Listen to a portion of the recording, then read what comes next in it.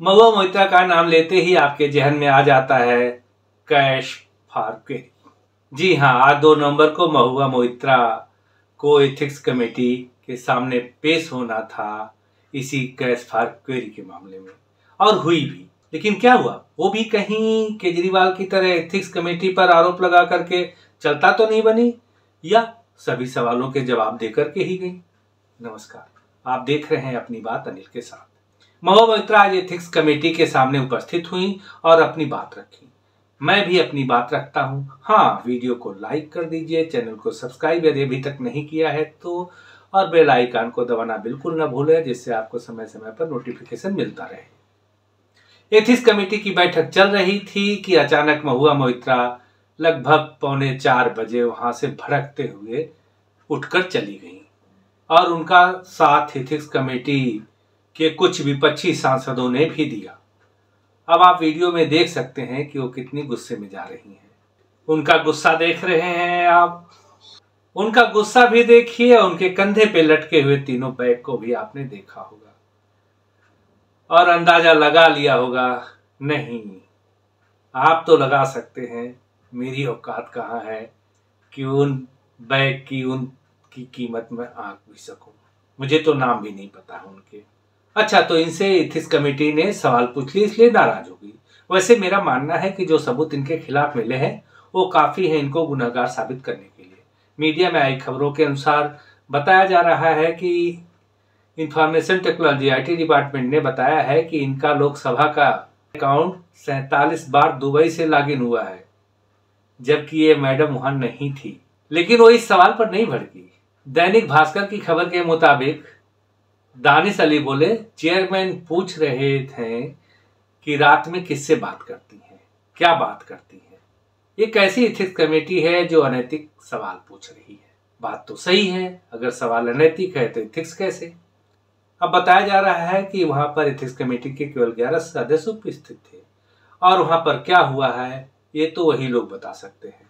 शायद महुआ मोइत्रा के पास उत्तर न रहा होगा, इसलिए भागने का बहाना ढूंढ रही थी, और भागने का बहाना ढूंढने के लिए वो भड़क गई और भड़क कर फिर भाग गई। आप सब ने सोशल मीडिया पर इनकी बहुत सारी तस्वीरें भी देखी होंगी। मैं किसी तरह से महिला के निजी जीवन के संबंध में प्रश्न पूछे जाने का समर्थन नहीं करता, लेकिन यदि आप जनप्रतिनिधि हैं और जनप्रतिनिधि होने के कारण आप इसका फायदा अपने निजी जीवन में उठा रहे हैं। 3-3 बैग देख रहे थे ना, आगे भी आएगा, कुछ नाम ले रही हैं, तो जाहिर है कि निजी जीवन पर भी तो सवाल उठेंगे ही और पूछे जाएंगे। आप अपने निजी जीवन से निजी जीवन को संवारती, लेकिन जनप्रतिनिधि के जीवन से आप गिफ्ट लेना शुरू कर देते हैं, तो उस निजी जीवन में तो घुसना पड़ेगा।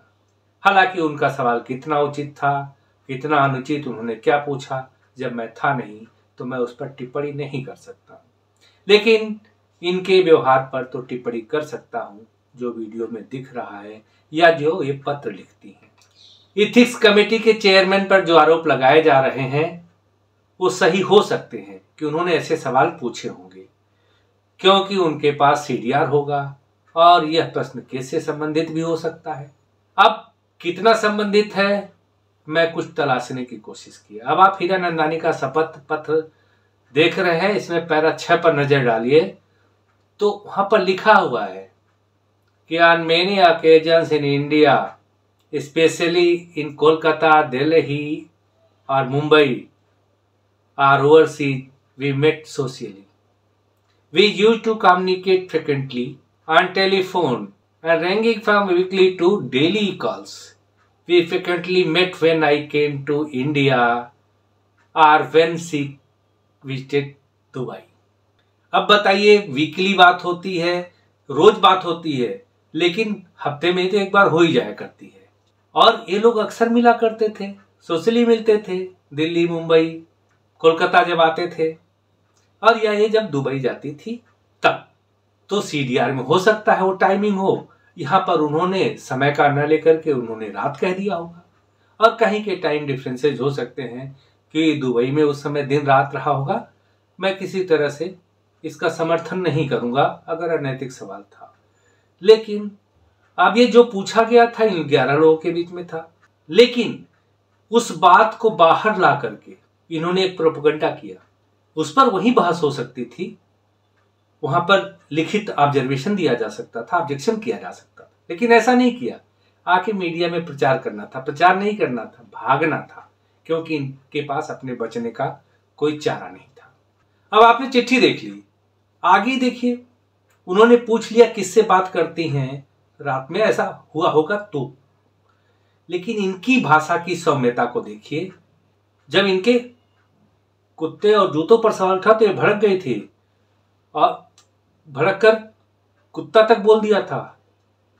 किसे पिट बुलडॉग कहा था आप खुद समझ जाएंगे, सुनिए।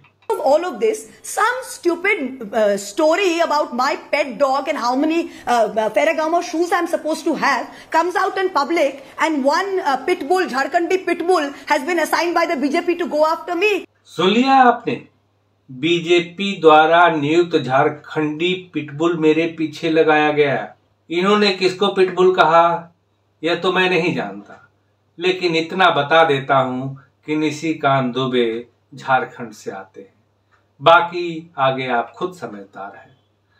अब सुनने में आ रहा है कि महुआ मोइत्रा ने लोकसभा अध्यक्ष को एक शिकायत दी है जिसमें द्रौपदी के चीरहरण की कुछ बात की गई है।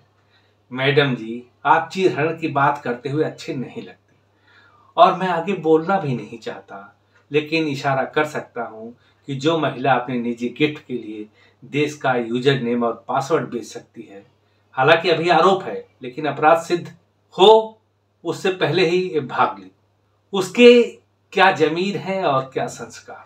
महुआ मोइत्रा जी, मैं बताना चाहता हूं कि देश के लिए खुफिया जानकारी इकट्ठा करने के लिए जो लोग उसमें भर्ती होते हैं उनको अपना धर्म बदलना पड़ता है, अपनी जान पर खेलना पड़ता है, कितनी पकड़े जाने पर कितनी यातनाएं सहते हैं, लेकिन आपने तो अपने गिफ्ट के लिए देश की खुफिया जानकारी ही बेचनी शुरू कर दी। यदि हीरानंदानी सच बोल रहा है तो मुझे तो शर्म आती है कि जिसके ऊपर देश से गद्दारी करने का आरोप लगा हो वो इतने बेशर्मी से जी कैसे रहा है। महुआ द्वारा लगाए गए आरोपों पर एथिक्स कमेटी के कुछ सदस्यों ने कहा, जैसे चेयरमैन ने विपक्षी सदस्यों के बहिष्कार पर कहा कि सदस्यों ने पैनल की कार्यप्रणाली और मेरे खिलाफ आपत्तिजनक शब्दों का इस्तेमाल किया। अपराजिता सारंगी भी उसके पैनल के मेंबर हैं। उन्होंने कहा, जब दर्शन के हलफनामे के बारे में पूछा गया तो टीएमसी सांसद महुआ ने गुस्से में और अहंकार पूर्ण व्यवहार किया। तो हो सकता है अब बीजेपी सांसद निशिकांत दुबे फिर आ जाते हैं, कहते हैं कि जो दर्शन हीरानंदानी द्वारा आरोप लगाए गए हलफनामे में उन पर सवाल करने के लिए एथिक्स कमेटी बाध्य है। हाँ, मैं भी समय का थोड़ा बाध्यता है मेरे पास, अब मैं भी विदा लेना ही बेहतर समझ रहा हूँ। तो मिलूंगा अगली वीडियो में, तब तक के लिए नमस्कार, जय हिंद।